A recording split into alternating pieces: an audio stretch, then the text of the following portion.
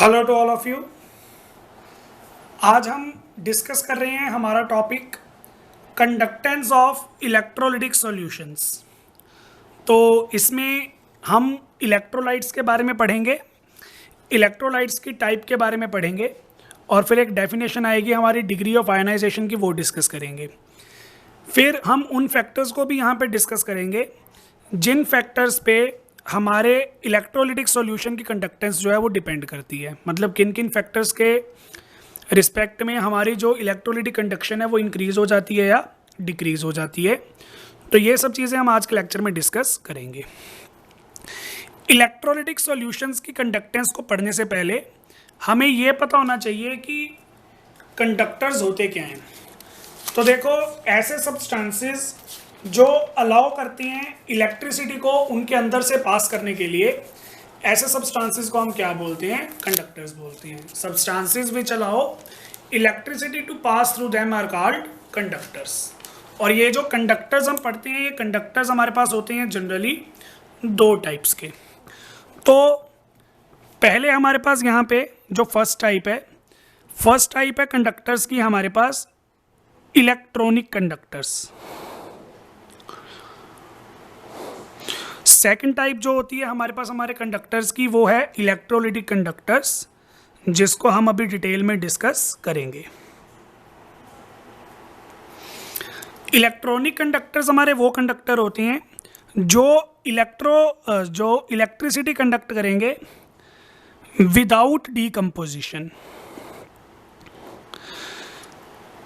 Electronic conductors जो होती हैं वो इलेक्ट्रिसिटी कंडक्ट करते हैं बिना टूटे फूटे। मतलब वो अपने रिस्पेक्टिव आयंस या मॉलिक्यूल्स में डिसोसिएट नहीं होते, बिना डीकम्पोजिशन का प्रोसेस किए वो इलेक्ट्रिसिटी कंडक्ट कर सकती हैं। जब वहाँ पे डीकम्पोजिशन नहीं हो रही लेकिन फिर भी इलेक्ट्रिसिटी कंडक्ट हो रही है, तो यानी कि वहाँ पे इलेक्ट्रिसिटी कंडक्ट करने वाला जो मटेरियल है वो कौन है? इलेक्ट्रॉन है। इलेक्ट्रॉनिक कंडक्टर्स के अंदर इलेक्ट्रॉन्स रिस्पॉन्सिबल होते हैं इलेक्ट्रिसिटी कंडक्ट करवाने के लिए, और इसी वजह से हमने इन कंडक्टर्स का नाम भी इलेक्ट्रॉनिक कंडक्टर्स ही रखा, क्योंकि इनके अंदर जो मेन हमारा सोर्स है इलेक्ट्रिसिटी कंडक्ट करवाने के लिए वो इलेक्ट्रॉन्स हैं। जितनी भी हमारी मेटल्स होती हैं, या ग्रेफाइट का मैं भी एग्जांपल ले लूँ, ये सारे हमारे इलेक्ट्रॉनिक कंडक्टर्स होते हैं। ये खुद डीकम्पोज नहीं होते, लेकिन इनके अंदर जो फ्री इलेक्ट्रॉन्स प्रेजेंट होते हैं वो मूव करते करते इलेक्ट्रिसिटी कंडक्ट करवाते हैं। सेकंड हमारे आ जाते हैं इलेक्ट्रोलिटिक कंडक्टर्स। इलेक्ट्रोलिटिक कंडक्टर्स हमारे वो होते हैं जो इलेक्ट्रिसिटी पास करवाती हैं खुद में से और डीकम्पोजिशन भी शो करते हैं। Substances which conduct electricity with decomposition are known as electrolytic conductors. तो इसमें जनरली हमारे पास हमारा इलेक्ट्रोलाइट होता है जो अपने एक्वस सॉल्यूशन में या मोल्टन स्टेट में डिसोसिएट होकर आयंस प्रोड्यूस करता है। फिर वो आयंस जो होते हैं वो मूव करते हैं, और उन आयंस की मूवमेंट की वजह से क्या होता है? करंट प्रोड्यूस होता है। इसलिए इस कंडक्टर्स को हम आयनिक कंडक्टर्स भी बोल देते हैं। ठीक है, तो ये हमारे पास हमारी डेफिनेशन थी इलेक्ट्रॉनिक कंडक्टर और इलेक्ट्रोलिटिक कंडक्टर्स की। अब जो हमारे इलेक्ट्रोलिटिक कंडक्टर्स होते हैं, ये इलेक्ट्रोलिटिक कंडक्टर्स हमारे फर्दर दो टाइप्स के होते हैं। स्ट्रॉन्ग इलेक्ट्रोलिटिक कंडक्टर्स, या इन्हें सिंपली बोल देते हैं स्ट्रॉन्ग इलेक्ट्रोलाइट्स, और वीक इलेक्ट्रोलिटिक कंडक्टर्स, या इनको सिंपली हम बोल देते होते हैं वीक इलेक्ट्रोलाइट्स। तो अब हम दोनों के अंदर जो है वो डिफरेंस डिस्कस करेंगे। स्ट्रॉन्ग इलेक्ट्रोलाइट्स हमारे कौन से होते हैं और वीक इलेक्ट्रोलाइट्स हमारे कौन से होते हैं। सबसे पहले मैं यहाँ पे आपको बता रहा हूँ स्ट्रॉन्ग इलेक्ट्रोलाइट्स।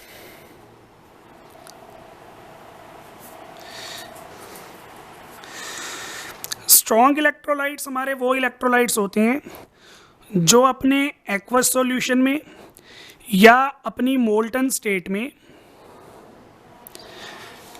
कंप्लीटली डिसोसिएट हो जाते हैं।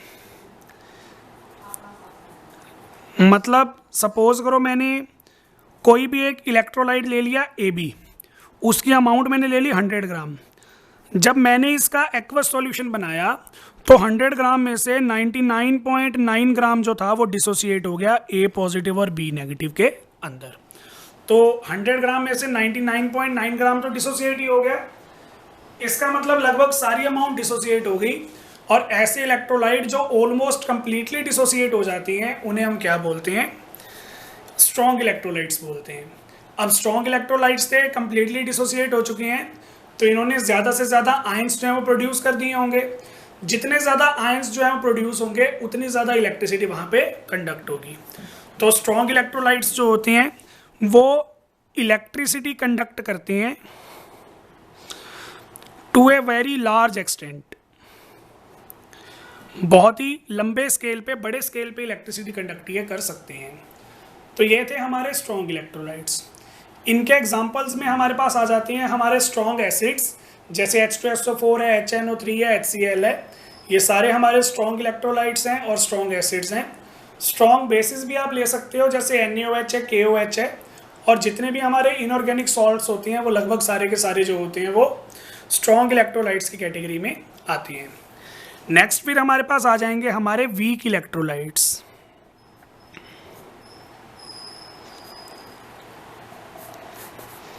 अब वीक इलेक्ट्रोलाइट्स हमारे कौन से होंगे? जो बातें मैंने स्ट्रॉन्ग इलेक्ट्रोलाइट्स के अंदर बोली उन सभी बातों को उल्टा करके मैं बोल दूंगा वीक इलेक्ट्रोलाइट्स के लिए। वीक इलेक्ट्रोलाइट्स हमारे वो इलेक्ट्रोलाइट हैं जो अपने एक्वस सॉल्यूशन में या अपनी मोल्टन स्टेट के अंदर नेग्लिजिबली डिसोसिएट होती हैं, मतलब बहुत ही कम डिसोसिएट होंगे, ना के बराबर। सपोज करो मैंने मेरा इलेक्ट्रोलाइट ले लिया XY 100 ग्राम, जो कि वीक इलेक्ट्रोलाइट है, तो ये सिर्फ 0.1 या 0.2 ग्राम ही डिसोसिएट होगा, बाकी सारे का सारा जो है वो अनडिसोसिएटेड पड़ा रहेगा। तो वीक इलेक्ट्रोलाइट जो होते हैं वो मोल्टन स्टेट या एक्वस सॉल्यूशन के अंदर नेग्लिजिबली डिसोसिएट होते हैं। अब क्योंकि वो नेग्लिजिबली डिसोसिएट हुए हैं तो बहुत ही कम आयंस प्रोड्यूस करेंगे, और अगर आयंस हमारे कम प्रोड्यूस होंगे तो यहाँ पे इलेक्ट्रिसिटी जो है वो भी कंडक्ट होगी बहुत काफ़ी स्मॉल एक्सटेंट पे। तो जहाँ पे स्ट्रॉन्ग इलेक्ट्रोलाइट जो हैं वो ज़्यादा इलेक्ट्रिसिटी कंडक्ट करते थे, वहीं पे हमारे वीक इलेक्ट्रोलाइट्स जो हैं वो कम इलेक्ट्रिसिटी कंडक्ट कर पाएंगे। वीक इलेक्ट्रोलाइट्स के अंदर जनरली हमारे पास आ जाती हैं वीक एसिड्स और वीक बेसिस। वीक एसिड जैसे हमारे पास हमारा एसिटिक एसिड है CH3COOH, फॉस्फोरिक एसिड है। वीक बेसिस हमारे पास आ जाते हैं जैसे हमारा अमोनियम हाइड्रोक्साइड है। तो ये सारे के सारे जनरली हमारे पास क्या हैं, वीक एसिड और वीक बेसिस, जो कि वीक इलेक्ट्रोलाइट्स की कैटेगरी में आते हैं। तो ये हमारी दो क्लासिफिकेशन थी इलेक्ट्रोलिटिक कंडक्टर्स के रिगार्डिंग। नेक्स्ट हमारे पास फिर हमारी डेफिनेशन आ जाती है डिग्री ऑफ आयनाइजेशन की। डिग्री ऑफ आयनाइजेशन, तो डिग्री ऑफ आयनाइजेशन देखो कैसे है, जैसे आपने सेकंड चैप्टर में पढ़ा था degree of dissociation, degree of association, वैसे ही हमारे पास यहाँ पे कंसेप्ट है डिग्री ऑफ आयनाइजेशन। इसे भी हम अल्फा से डिनोट करते हैं और क्या बोलेंगे, fraction of molecules dissociated divided by total number of the molecules.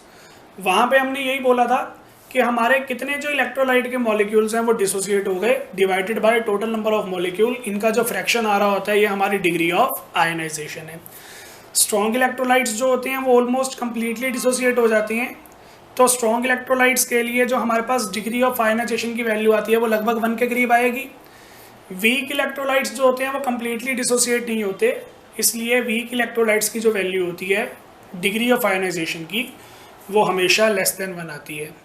तो ये हमारे पास हमारा कंसेप्ट था। नेक्स्ट फिर हमारे पास आ जाएगा फैक्टर्स अफेक्टिंग इलेक्ट्रोलिटिक कंडक्शंस। कौन कौन से ऐसे फैक्टर हैं जो हमारे इलेक्ट्रोलाइट्स की कंडक्शन को, उनकी कंडक्टेंस को अफेक्ट कर सकते हैं। तो यहाँ पे अपने पास सबसे पहले जो फैक्टर आ जाएगा वो आ जाएगा नेचर ऑफ इलेक्ट्रोलाइट का। तो नेचर ऑफ इलेक्ट्रोलाइट का एक बहुत बड़ा रोल प्ले होता है इलेक्ट्रोलिटिक कंडक्शन के अंदर। जैसा मैंने आपको नेचर के अकॉर्डिंग बताया कि इलेक्ट्रोलिटिक कंडक्टर हमारे पास दो होते हैं, स्ट्रॉन्ग नेचर वाले या वीक नेचर वाले। जो स्ट्रॉन्ग इलेक्ट्रोलाइट होती हैं वो कम्प्लीटली डिसोसिएट हो जाती हैं, इसलिए ज़्यादा कंडक्टेंस शो करती हैं। जो हमारे वीक इलेक्ट्रोलाइट्स होती हैं वो नेग्लिजिबली डिसोसिएट होती हैं, इसलिए कम कंडक्टेंस शो करती हैं। तो स्ट्रॉन्ग इलेक्ट्रोलाइट्स की कंडक्टेंस ज़्यादा आती है, वीक इलेक्ट्रोलाइट्स की कंडक्शन जो है वो कम आती है। ये हमारा पहला फैक्टर था। दूसरा फैक्टर है हमारा nature of the solvent and it's viscosity.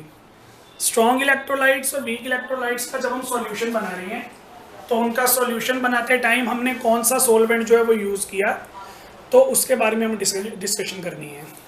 देखो इलेक्ट्रोलाइट्स जो हैं वो अपनी कंडक्टेंस तभी शो करेंगे जब वो आयंस प्रोड्यूस करेंगे, और इलेक्ट्रोलाइट्स जो हैं उनको आयंस प्रोड्यूस करने के लिए सपोर्ट कहाँ से मिलेगा? पोलर सॉल्वेंट से।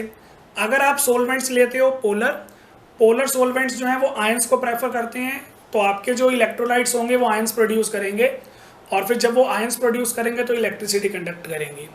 लेकिन अगर आप सॉल्वेंट नॉन पोलर चूज कर लेते हो जो पोलैरिटी को सपोर्ट ही नहीं करता, चार्जेस को सपोर्ट ही नहीं करता, तो उस केस में जो आपका इलेक्ट्रोलाइट होगा वो डिसोसिएट नहीं होगा तो कम आयंस प्रोड्यूस करेगा, और फिर जितने कम आयंस प्रोड्यूस होती हैं इलेक्ट्रिसिटी उतनी कम प्रोड्यूस होगी, कंडक्ट होगी। तो यहाँ पे हमने यही बताना है कि पोलर सॉल्वेंट्स जो होते हैं उन केसेस में हमें कंडक्टेंस की वैल्यू ज़्यादा मिलेगी, और नॉन पोलर सॉल्वेंट्स के केस में हमें कंडक्टेंस की वैल्यू कम मिलेगी। फिर इसी फैक्टर के अंदर हमें विस्कोसिटी को भी समझाना था। तो विस्कोसिटी देखो क्या होता है, opposition to the flow of the liquid. तो जितना गाढ़ा हमारा लिक्विड होगा हमारे आयंस जो होंगे वो उतना धीरे धीरे मूव करेंगे, जितना धीरे धीरे हमारे आयंस मूव करेंगे वो उतनी कम इलेक्ट्रिसिटी जो है वो कंडक्ट करेंगे। तो यहाँ से भी हमारे पास एक रिलेशन आ जाता है कि greater is the viscosity of the solvent, lesser is the conductance of the electrolytes. तो ये हमारे पास हमारा सेकंड पॉइंट था। थर्ड पॉइंट हमारे पास आ जाता है टेम्परेचर का। अब देखो टेम्परेचर इंक्रीज करूँगा तो क्या होगा, इलेक्ट्रोस्टैटिक अट्रैक्शन जो होती है हमारे आयंस के बीच में वो कम हो जाएगी, और धीरे धीरे हमारे जो इलेक्ट्रोलाइटिक मॉलिक्यूल्स होंगे वो आयंस में कन्वर्ट हो जाएंगे। मतलब जब भी हम टेम्परेचर इंक्रीज करते हैं तो वहाँ पे डिसोसिएशन इंक्रीज होती है, और डिसोसिएशन इंक्रीज होगी तो नंबर ऑफ आयंस इंक्रीज होंगे। नंबर ऑफ आयंस अगर हमारे इंक्रीज हो जाएंगे तो इसका मतलब कंडक्टेंस भी वहाँ पे क्या हो जाएगी, इंक्रीज हो जाएगी। तो फिर ये हमारे पास हमारा कंसेप्ट है टेम्परेचर के रिगार्डिंग। नेक्स्ट फिर हमारे पास आ जाता है बहुत ही important, concentration of the solution. देखो कंसंट्रेशन और नेचर ऑफ द सोल्यूट या नेचर ऑफ द इलेक्ट्रोलाइट, इन दोनों चीज़ों को आप प्लीज़ मिक्सअप मत करना। ये दोनों जो हैं वो बहुत ज़्यादा कन्फ्यूज़न क्रिएट करते हैं। तो आप अभी जो मैं आपको फैक्ट्स बताऊंगा या जो भी आपको मैं कंसेप्ट्स बताऊंगा उनको आपने ध्यान से सुनना है। देखो हमारे पास दो तरह के इलेक्ट्रोलाइट्स हो सकते हैं। हमारे पास स्ट्रॉन्ग इलेक्ट्रोलाइट भी होता है, वीक इलेक्ट्रोलाइट भी होता है। जो स्ट्रॉन्ग इलेक्ट्रोलाइट का सॉल्यूशन आपने बनाया वो सॉल्यूशन आपका कंसंट्रेटेड भी हो सकता है और डाइल्यूट भी हो सकता है। सिमिलरली जो आपका वीक इलेक्ट्रोलाइट है उसका जब आपने सॉल्यूशन बनाया तो वो सॉल्यूशन आपका कंसंट्रेटेड भी हो सकता है और डाइल्यूट भी हो सकता है, ठीक है ना। स्ट्रॉन्ग और वीक जो है वो नेचर हो गया हमारे इलेक्ट्रोलाइट्स का, लेकिन उनका जो सॉल्यूशन हम बना रहे हैं वो हम कंसंट्रेटेड भी बना सकते हैं, मतलब कम सोलवेंट ऐड कर सकते हैं, और डाइल्यूटेड भी बना सकते हैं, मतलब ज़्यादा सोलवेंट भी ऐड कर सकते हैं। अब फैक्टर यहाँ पे क्या बोलते हैं, देखो अगर मैं स्ट्रॉन्ग इलेक्ट्रोलाइट लेता हूँ कंसंट्रेटेड तो उस केस में हमें कंडक्टेंस मिलती है कम, और अगर मैं स्ट्रॉन्ग इलेक्ट्रोलाइट लेता हूँ डाइल्यूटेड तो उसमें मुझे कंडक्टेंस मिलेगी ज़्यादा। सेम रिजल्ट मुझे मिला वीक इलेक्ट्रोलाइट्स के लिए भी। अगर मैं वीक इलेक्ट्रोलाइट का सॉल्यूशन ले लेता हूँ कंसंट्रेटेड तो वहाँ पे मुझे कंडक्टेंस मिलेगी कम, और अगर मैं वीक इलेक्ट्रोलाइट्स का सॉल्यूशन ले लेता हूँ डाइल्यूटेड तो वहाँ पे मुझे कंडक्टेंस मिलेगी ज़्यादा, ठीक है ना। तो जो हमारे डाइल्यूट सॉल्यूशंस होते हैं, चाहे वो स्ट्रॉन्ग इलेक्ट्रोलाइट के हों चाहे वो वीक इलेक्ट्रोलाइट के हों, डाइल्यूट सॉल्यूशंस के अंदर कंडक्टेंस हमें ज़्यादा मिलेगी। कंसंट्रेटेड सॉल्यूशंस के अंदर कंडक्टेंस या कंडक्टिविटी की वैल्यू जो होती है वो कम आती है। फॉर एग्जांपल अगर मैं आपको बोलूं, सपोज करो मेरा स्ट्रॉन्ग इलेक्ट्रोलाइट है NaCl का स्ट्रॉन्ग इलेक्ट्रोलाइट मैंने लिया, और इसकी दो अलग अलग कंसंट्रेशंस मैं यहाँ पे ले रहा हूँ। मेरे पास मेरा NaCl सॉल्यूशन है, एक 1 मोलैरिटी वाला, और एक मेरे पास मेरा NaCl का सॉल्यूशन है 0.5 मोलैरिटी वाला, ठीक है। तो यहाँ पे देखो क्या होगा, है तो स्ट्रॉन्ग इलेक्ट्रोलाइट लेकिन एक केस में कंसंट्रेशन ज़्यादा है और एक केस में कंसंट्रेशन जो है वो कम है, मतलब डाइल्यूटेड है। तो कंसनट्रेटेड वाले केस में कंडक्टेंस हमारे NaCl सॉल्यूशन की कम आएगी और डाइल्यूटेड वाले केस में हमारे NaCl की जो कंडक्टेंस होगी वो ज़्यादा आएगी। अब इसके पीछे रीज़न यहाँ पे ये होता है कि जो हमारे कंसनट्रेटेड सॉल्यूशंस होती हैं, कंसनट्रेटेड सॉल्यूशंस के अंदर सॉल्वेंट की अमाउंट होती है कम, जिसकी वजह से हमारे जो आयंस होती हैं सारे के सारे वो एक दूसरे के काफ़ी करीब आ जाती हैं। जैसे मैं यहाँ पे ये आयन शो कर रहा हूँ, तो पहले बहुत सारे आयंस आती हैं, फिर बीच में कोई एक आधा सॉल्वेंट का मॉलिक्यूल आता है क्योंकि सॉल्वेंट की अमाउंट है कम। तो जो भी हमारा इलेक्ट्रोलाइट है उसके आयंस एक दूसरे के बिल्कुल पास पास आ रहे होते हैं, जिससे वो रिपल्शन भी कर सकते हैं, अट्रैक्शन भी कर सकते हैं। इन रिपल्शंस और अट्रैक्शंस को हम बोलते हैं इंटर आयनिक इंटरेक्शंस। जब ये एक दूसरे से रिपल्शन या अट्रैक्शन शो करेंगे, फिर इनकी मूवमेंट जो है वो डिक्रीज़ हो जाती है, और जब इनकी मूवमेंट डिक्रीज़ हो जाएगी तो कंडक्टिविटी भी क्या हो जाएगी, डिक्रीज़ हो जाएगी। लेकिन डाइल्यूट सॉल्यूशन में क्या होता है, डाइल्यूट सॉल्यूशन में सॉल्वेंट की अमाउंट होती है ज़्यादा। तो अगर सॉल्वेंट की अमाउंट ज़्यादा होगी तो इसका मतलब जो हमारे इलेक्ट्रोलाइट के मॉलिक्यूल हैं वो एक दूसरे से काफ़ी दूर होंगे। एक दूसरे से काफ़ी दूर होंगे तो ना ही उनमें रिपल्शंस आएंगी और ना ही उनमें अट्रैक्शंस आएंगी, मतलब इंटर आयनिक इंटरेक्शंस जो हैं वो डिक्रीज़ हो जाएंगी। डाइल्यूट सॉल्यूशन में अगर इंटर आयनिक इंटरेक्शन डिक्रीज़ हो जाएंगी तो मूवमेंट हो जाएगी इंक्रीज़, और मूवमेंट अगर इंक्रीज़ हो जाएगी तो कंडक्टिविटी भी क्या हो जाएगी, इंक्रीज़ हो जाएगी। इसलिए जो कंसनट्रेटेड सॉल्यूशन होती हैं वो लेस कंडक्टेंस शो करती हैं, और जो डाइल्यूट सॉल्यूशंस होती हैं वो ज़्यादा कंडक्टेंस शो करते हैं। फिर नेक्स्ट हमारे पास आ जाएगा हमारा लास्ट फैक्टर, जो है size of the ions and their solvation. तो जनरली मैं आपको बता रहा हूँ, जिन आयंस का साइज़ बड़ा होता है वो आयंस जो होते हैं वो धीरे मूव करेंगे, और जितनी कम मूवमेंट वो करेंगे फिर इलेक्ट्रिसिटी उतनी कंडक्ट शो करेंगे। यानी कि greater is the size of ion, lesser is the conductance. और सोल्वेशन में हम क्या करते थे, हम हमारे आयंस को पानी के अंदर डिसॉल्व कर लेते थे। हमारे जो आयंस होते थे वो पानी के साथ कंबाइन होकर हाइड्रेटेड मॉलिक्यूल बना देते थे। तो अगर हमारे पास आयन जो है वो हैवीली हाइड्रेटेड है, मतलब उसके पास बहुत सारे पानी के मॉलिक्यूल आके अटैच हो गए, तो उस केस में उसकी मूवमेंट जो है वो स्लो हो जाएगी और कंडक्टेंस क्या हो जाएगी, कम। तो lesser is the solvation of ions, मतलब जितनी कम आयंस की सॉल्वेशन होगी उतनी ज़्यादा वहाँ पे कंडक्टेंस होगी। अगर आप ज़्यादा से ज़्यादा पानी के मॉलिक्यूल अटैच करोगे, सॉल्वेशन इंक्रीज़ कर दोगे, तो वहाँ पे कंडक्टेंस क्या हो जाएगी, डिक्रीज़ हो जाएगी। तो ये थे हमारे फैक्टर्स अफेक्टिंग इलेक्ट्रोलाइटिक कंडक्शन। बाकी फिर डिस्कस करते हैं नेक्स्ट लेक्चर में। Thank you.